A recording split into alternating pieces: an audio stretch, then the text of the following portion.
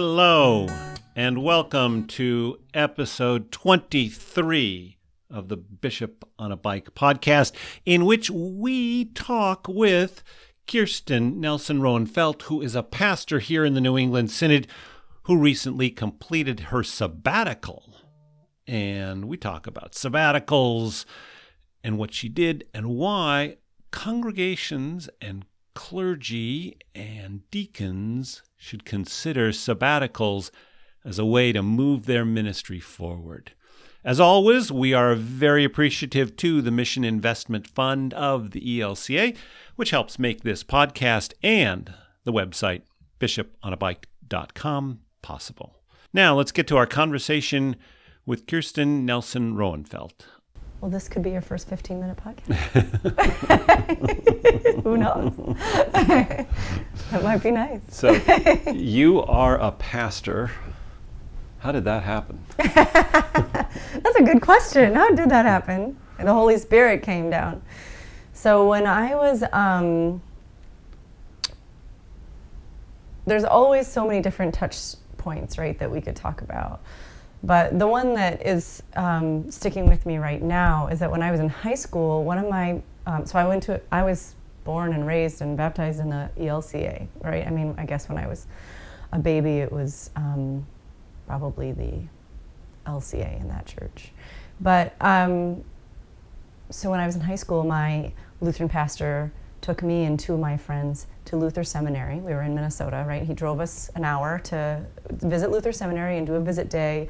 All these 16-year-old, actually there were more than just three of us. There must have been 4 or 5 of us in the car, whatever he could fit in his car. And all of us were kind of rolling our eyes, like, why are we doing this? But obviously we went with him. Like, so we were compliant teenagers. And had an interesting time just visiting the campus and sort of hearing about what seminary life was like and what it meant to be pastor, right, and that would have been for me like 1995. And the church has changed so much by the time I actually became a pastor. I'm not sure any of that was relevant at all anymore. But it was an interesting conversation and an interesting day because he named for us, I remember it very clearly in the car ride on the way back when we were all kind of giving each other a hard time about being pastors and like that wasn't actually going to happen for anybody, right? And he said, well, look, it's part of my call paperwork. It's part of my call. I promise that I will raise up the next generation of leaders in this church. And so that's why I wanted to take you today. And I'm just really glad you guys humored me. And it was a really fun day to spend together. And thanks for doing that. And I was like, huh. So he definitely planted the seeds, you know? And then in college, I was really wrestling. And I was actually a voice major, music therapy major. And when my voice gave out, I had to have nodes and surgery and all kinds of stuff. And when I couldn't pass anatomy for the life of me, I said, okay, there must be something else I'm called to do. Okay, not music, not biology, right, med school's out. There must be something else I'm called to do, right? You know, music therapy was such an awesome fit in so many ways, except anatomy. I couldn't pass anatomy.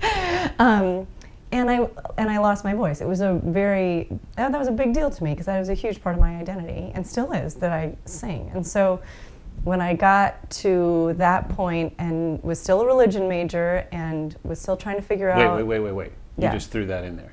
So I was a triple major, like I was a music, an underachiever. Therapy, music education, double major, because you had, like that was required if you were going to be a music therapy major, you had to also be a music education major. Wartburg wanted to make sure you had a job by the time you left. Right, and then I added the religion major. So I was a triple major, right, in college. And then so I dropped the music and I was like, well, what am I gonna do now? And discovered social work. And that was a really good fit. I was like, oh, this really makes sense. But then when I went to actually be a social worker, which was awesome, and I should back up 1 second. In college, discerning with my campus pastors, right, I was at Wartburg College in Waverly, Iowa, at this Lutheran college, such a great place for formation in so many ways. I was discerning with them, and they gave me some advice. They're like, this is my advice to you about being a pastor. They were very wise. They said, I want you to go do something else first. And I was like, okay.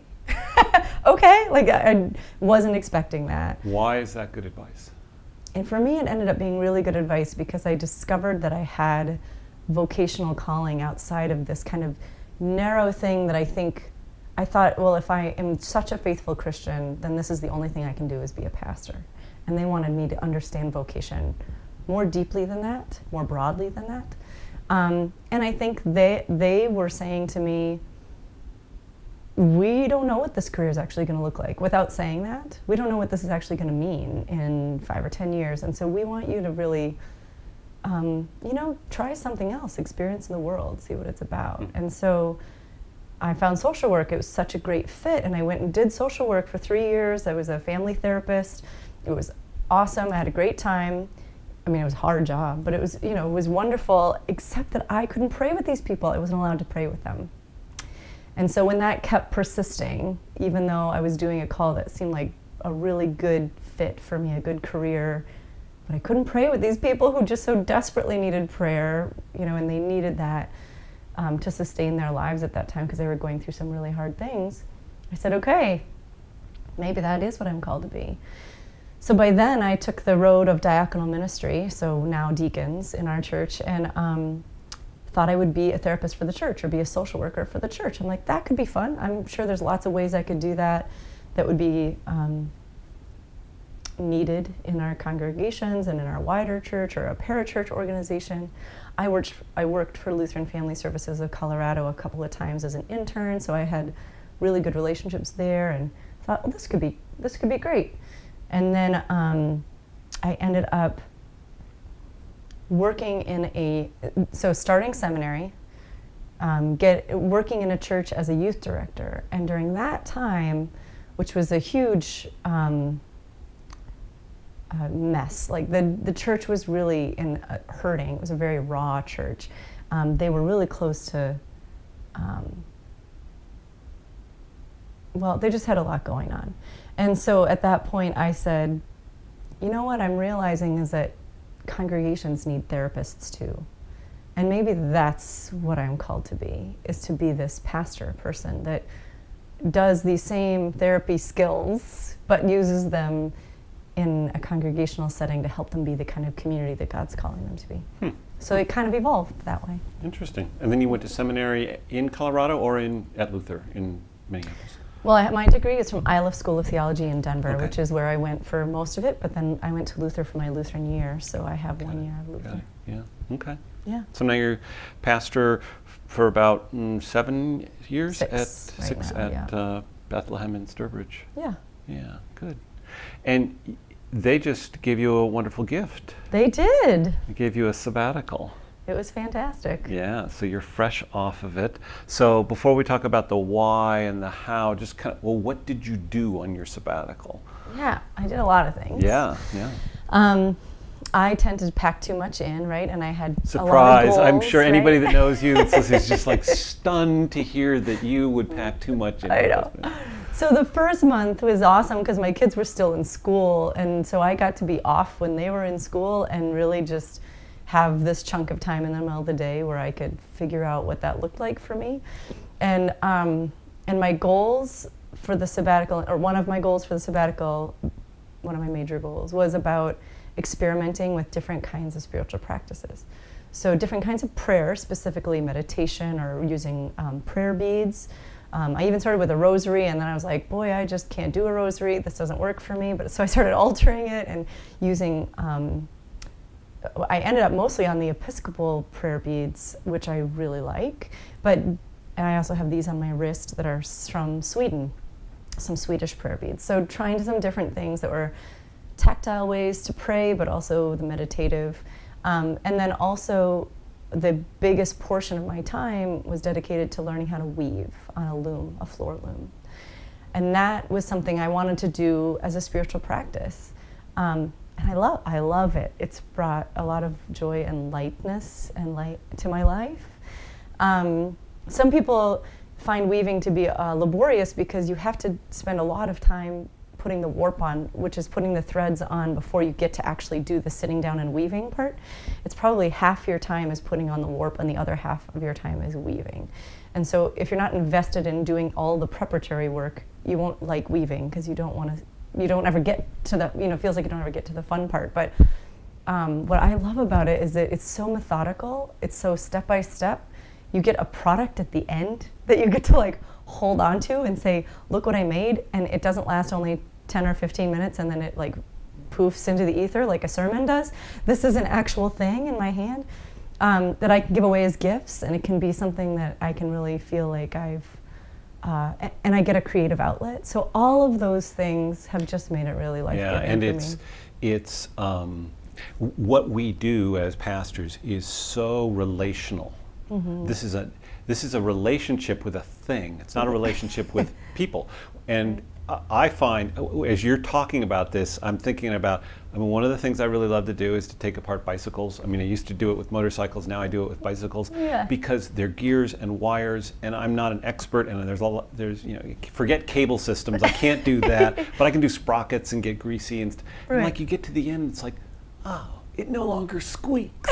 I did it. And but you have this productive. This thing that you can, as you said, give away as a gift too. Yeah, and that it's been so much fun to create and is also fun to share with others. So, I haven't made very many things yet because it's a very time-intensive activity, but I'm working on a stole now, which is really exciting. So that stole will be one that I get to keep and wear, and the design of it is just gorgeous. My teacher is amazing. She is only like 12 miles or something from my house. I found her very coincidentally, right? It was just a really lovely opportunity that the Holy Spirit put us in this area. She has a whole weaving studio. She's turned her barn into the studio. She has like 12 looms in there. So I just go there right now and weave, and she teaches me what I need to know. I did initial lessons and stuff. And she used to be a production weaver. She actually made things for Almy catalog, the pastor catalog, right? That we buy stuff from, or that we buy church stuff from. And so she shared with me her design that she made for Almy, and it's this gorgeous design that I get to make for myself. So I'm really excited about that, and just being able to then share that with the congregation by wearing it, and also there'll be other things too that I get to share with. So you experimented with prayer with beads, which we could probably maybe explain to people that are listening. How does that work? I do that a little bit, or I've played with that. What does that mean? Do you hold the bead and say a prayer for somebody? The ones that I have, I'm constantly experimenting, so there's a lot of different ways that I do it. But what I mean, like starting with the rosary, which is a very prescribed prayer, every bead has the exact thing you're supposed to say. And actually kind of going away from that and then coming full circle back to Episcopalian beads, it's actually similar in that it's a very prescribed prayer. There are words. But the Episcopalian beads are not about Mary, praying to Mary, which is what I just couldn't quite get over it. This Helgian Lutheran that came from Minnesota doesn't know how to pray to Mary. That just is outside my comfort zone. Although I am so grateful Mary exists, right? But so being able to take beads and have this memorized, or I'm still reading some of them. There's different options, but I pick one of the options. I read through those prayers and I start to memorize them very quickly because they are repetitive. So repetitive enough that it gets me into kind of a meditative prayer, but not so repetitive that that I am getting distracted by boredom, or like no longer paying attention to what's actually the relationship between God and I in that moment. So it's about getting into God's presence, right? And being able to move beads along in my thumb. I'm moving my thumb over my first finger as I talk. Move beads along through my hand, but also be able to, so for me that's important to have that tactile thing, but then to also have this kind of meditative state of just paying attention to what God's presence is in the midst of this. And most of the repetitive prayers are really quite simple around, I wish I would have brought one with me now because I'm not good at remembering them when I'm not doing them. But, the praying for God to be with us, and what does that look like? And God to be with us, and God to be with us, and God to be with the community, and God to be with the community. Or so different ways that ends up opening up people or places or names or situations that need to be prayed for too. Nice. And then I spend a lot of time on my yoga mat as well, so that's a separate kind of prayer, but a little bit more of a meditation and a lot more listening and supplication in the yoga postures for me. So those are probably the main things that I experimented So with. sabbatical with prayer and then with the weaving. Anything else? Yeah, of course there was more. I also snuck in a few dance lessons to learn about liturgical dance and what that's about. And then So let's talk about that. Because see, here's my thing. Okay. I've been to Lincoln Center in New York City. I've seen ballet done. Yeah. It's great. Oh, it's beautiful. Amazing. Right? Yeah. I've seen liturgical dance. And it's It not makes the me same. cringe. Yeah. Help me. How is this? I just don't get it. I just, maybe it's a quality issue. Maybe I'm not sure what it is, but like I have never ever seen liturgical dance done in such a way as a worshiper, not as one. Participating, You do right. not want me participating. It's going to look unless it's a comedy routine. But I've never experienced it as worship. I've always experienced it as like, oh, I'm so embarrassed. I think we have to figure out as the church, and this is one of the many things that are growing edges, right? And especially the mainline Protestant church and the ELCA, is how do we allow, and this is coming from my very pietistic Scandinavian background where, in some of my family were sad Danes. Dancing was like off limits, like of any kind whatsoever, much less liturgical dance. Right. An affront to the deity. Right, exactly. Yeah. So I get the pietism, and I think that some of the stuff, even though I'm sure you wouldn't name it that way, I think some of the pietism is what has made us so uncomfortable with movement in worship in general. We don't even want to put our hands up in the air because that's like scary. I don't know exactly why or how we name it. In fact, I don't think anybody knows why to name that's uncomfortable. It's just uncomfortable, right? Or how to name it's uncomfortable. Any kind of form of expression. Any emotional expression. Emotional almost. expression, whether it's even verbal. Right. I mean, a little tears in the eyes is okay, but let's not overdo it. But beyond that, movement of the body other than standing up and sitting down. Yeah, no, I get that. And singing does allow us some emotional expression that we get in worship, I think. And so for me, being a singer, I think dancing is sort of an extension. So I see it as an opportunity for me personally to grow in the ways that I can worship God, and that has to do with my own movement. And I don't know yet what that's going to look like in a congregational setting, because I recognize that a lot of people in a congregation are not going to be comfortable with, liturgical, or with, we'll get up and dance when the VBS kids are there and they make us all do it, right? So there's some growing edge around that we understand that at least we know kids have to move in order to be engaged. So how do we fit that all together? I'm still playing with that. Well, and I think also it does go to kind of a split in our spirituality away from the body. I mean, and we're not in our bodies in Western society in general. So I get all of that, and that's a whole piece of, what the Trinity is all about, which is really a dance of three parts of God.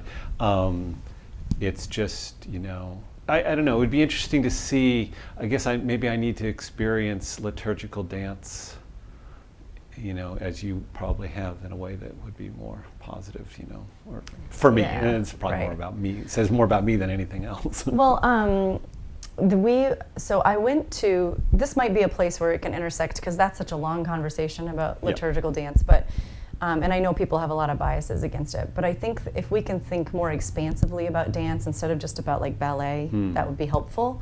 And I went to a workshop along with my music minister and some people from Emmanuel Lutheran Church. In fact, that's where I met my dance teacher, Karen White, who's great. But anyhow, we were all at this workshop called Music Makes Community, and it was in Rhode Island, I think.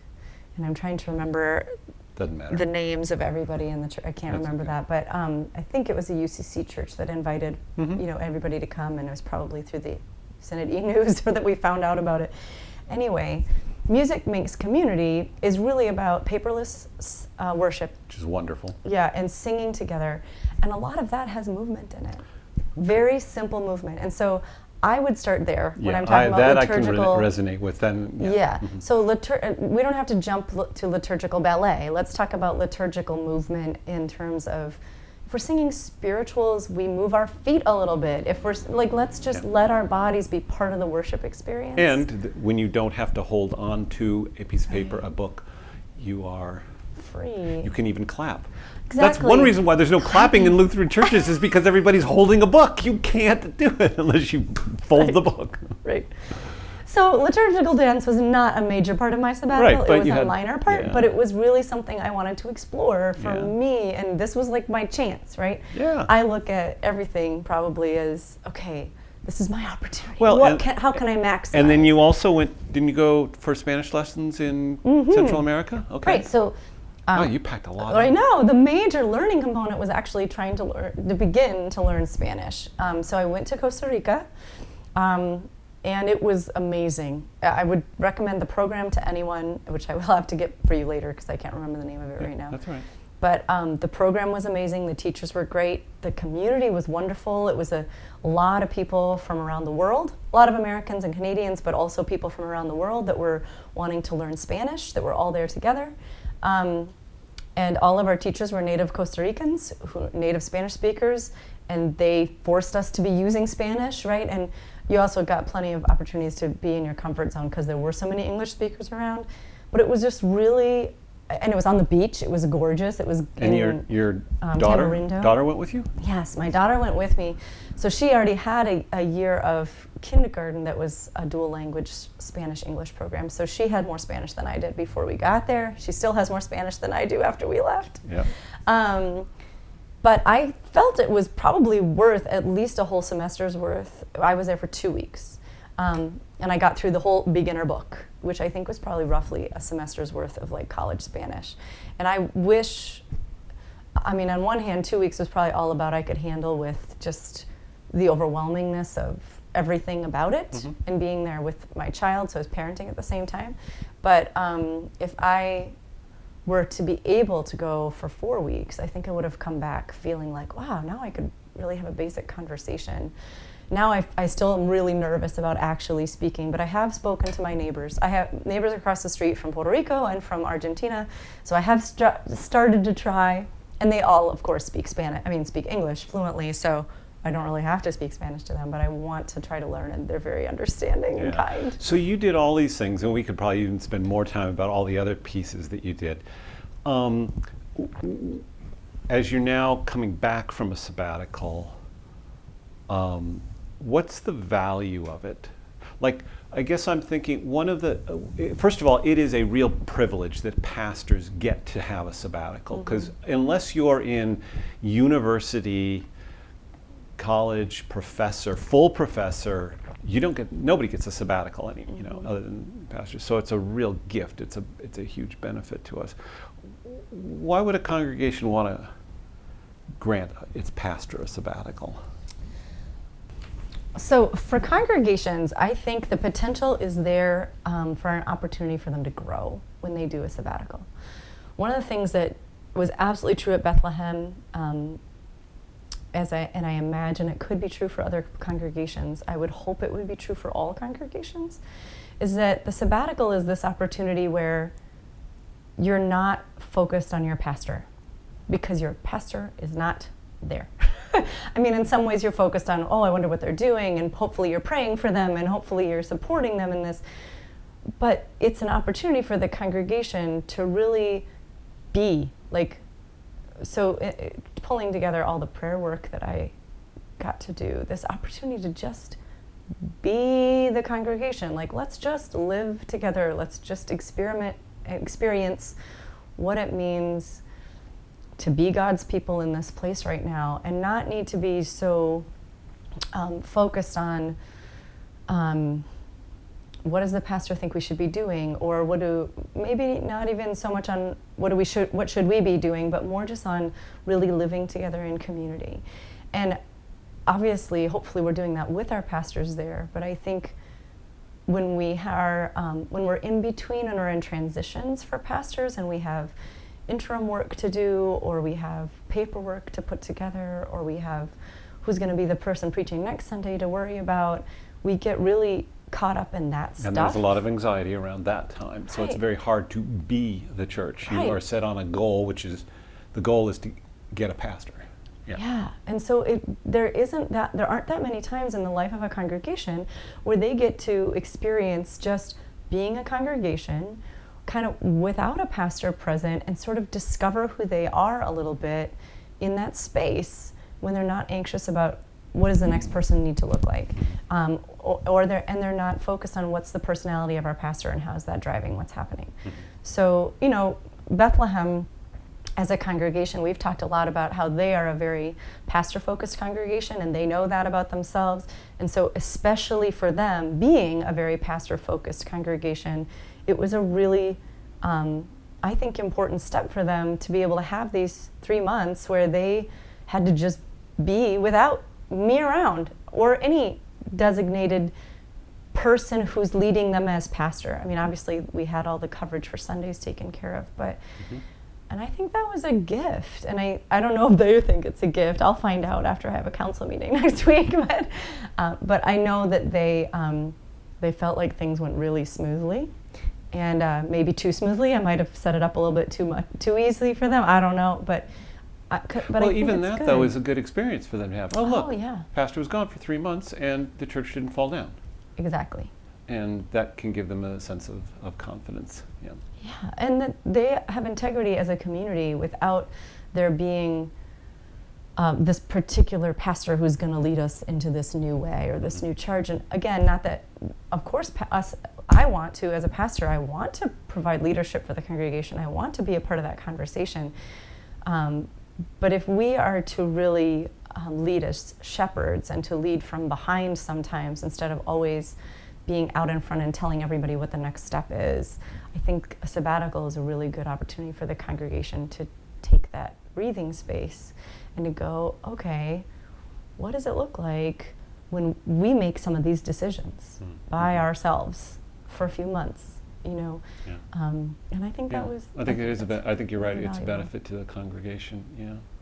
So I kept referring to, when we were talking about preparation, we had a Q&A sheet that we had in the bulletin and stuff, and I kept saying, this is your sabbatical too. Like, this is yes, it's a huge privilege for me. I am very blessed, and I'm so appreciative, but I want you to also recognize that this is something you get to embrace and really experience, rather than only thinking about it as a gift for me, because that'll cheat you out of the opportunity to really enjoy being together during that time. Yeah. So. No, I think you're right. Yeah. Anything else on that, or maybe you personally? What do you think, besides just the time away, the stepping back from the day-to-day ministry piece? What did you learn? Well, definitely, I think for both congregation and pastor, there's that opportunity to get a new perspective, right? Anytime we kind of step away, take space, get some perspective, then we can come back and be in the conversation differently with each other. And sometimes you just need that. In all of our lives, I think we can recognize moments where we're like, okay, I need a little bit of time and space to let some of this process and then come back and have the conversation again in a different way. So I don't know how helpful it is to get into the specifics of Bethlehem. I don't think we need to do that, but I think there the are some ways overall that we idea did that. Let's just step away from each other for a little while. Yeah.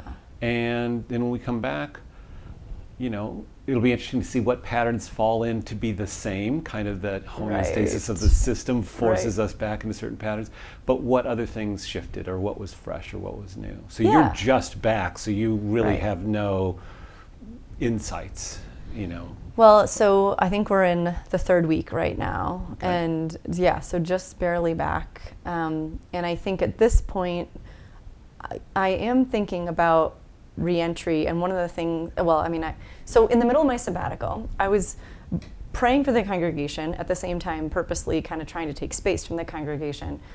I did have a revelation and wrote them a letter and sent it to just the council members, and I said, I want to know these things when I come back. These are the kinds of questions I'm going to start asking you when I come back, because I realized it probably wasn't fair for me to show up and then throw a bunch of questions at them that I had never prepped them for. So I wanted to give them time to think about that. And so I sent it actually just because that's when it all happened in my own head, about a month before I came back. So they had about a month to think about it before Can you give I us showed up. an example of one? Oh, yeah. Like, not all of them, but just No, like, yeah. what's one question that was particularly revelatory for you and maybe for them? Well, I'm looking forward to talking to them at council about this. So we haven't fully had that conversation, Okay. but I've started to talk to individuals about it that are in leadership. And some of these questions are kind of heady, and they probably could be reworded. But the questions I want to ask them are there any new discoveries about how Bethlehem worships together? What is it? Have we discovered anything new about what really brings grace? When it's not just one personality there every single Sunday, because we had 3 or 4 different people covering worship. Did you discover anything new about what was really valuable to you? What did you discover was like, oh, we really want to try doing this again, or we need to bring that back, or we need to let this go, or whatever. So that's one of the questions about their worship life together. That's a good question. Yeah, that'd be interesting to see both what they saw that they missed, or what they liked, or what they realized, wow, we don't need to do this, whatever it may be. Yeah. Yeah, that's good. Yeah. Yeah. And some of the other ones are a little more fuzzy than that. I think that's a really great concrete question. And some of it's I really want to try and get at, and I'm going to have to think about more ways to ask them this. But like, how were you koinonia when I wasn't there? And what does that look like for Bethlehem? One thing that was in my opinion, kind of a disadvantage or a challenge is that we designed this so I would be gone during the summer. And I know that that's always going to be easier for congregations to do it during the summer, because they feel like, well, that's kind of a low time anyway, and then I think it feels easier to most congregations, and that's okay. But the disadvantage of doing it in the summer is that there's sometimes such low participation during that time that you don't even get a real sense of where people are. So you might miss out on a little bit of the growth opportunity for the congregation to really live into being together. So yeah. What about the financial piece? How did they respond to? They continued to pay your salary and benefits during that time, and so how did that work from their perspective? And also, how did you then fund your sabbatical? Well, they were very willing and generous, and understood that a sabbatical is an important part of a pastor's term, in any setting, and so they had no problem with that. I do have an academic or 2 in the congregation, so that does help, I think, that they come from a university setting and they see the benefit of a sabbatical from that side. So they had no trouble jumping on board with that in general. As far as the sabbatical itself, the New England Synod grant was enormous, because I wouldn't have been able to go to Costa Rica without that. So that really made possible that piece of immersion learning for Spanish, because that was so powerful. I mean, I gained more skills that way than and it was helpful that it's not Caribbean exactly, because I was on the other side of Costa Rica, but there is some cultural overlap or similarity between the Central American countries and the Caribbean. And so since most of the people I come into contact with in my context are Puerto Rican, that was kind of a helpful conversation to sort of think about what are the differences between the Caribbean. And I talked to my teachers about that, and they could talk about that. They could say, oh, well, this is what the Caribbean Spanish is, or this is what what the differences might be. And so that was a hugely valuable experience that would not have happened.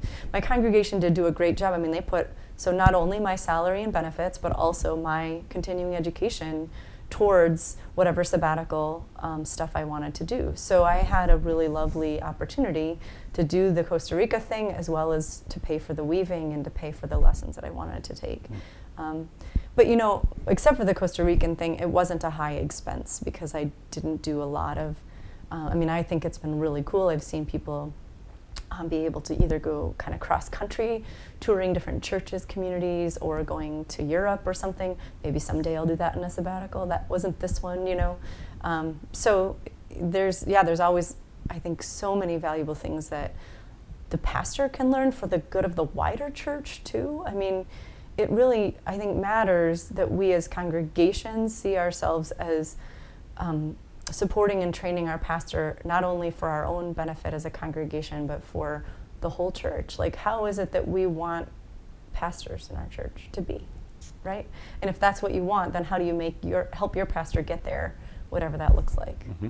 So I think my congregation is incredibly supportive of me and of the church in general, and really trying to play their part in making that happen. I really Well, the last question I had was basically, if somebody, either a pastor or a person from another congregation, is listening to this and they're thinking, I'd like to have a sabbatical, or this would be a really good thing for our pastor to do. Mm-hmm. Can they get in touch with you and people in your congregation to say, how did you do it? Yeah. Because there will be congregations with people that will have resistance to this for a whole number of different reasons. Right. That's just part of life. So they could talk to you. And absolutely, and I have a great council and executive team who would be happy, I think, to help too. And it was a wonderful experience for me, and I think it was a really peaceful experience for my congregation. So I don't think there's any regrets. Mm-hmm, mm-hmm. Good.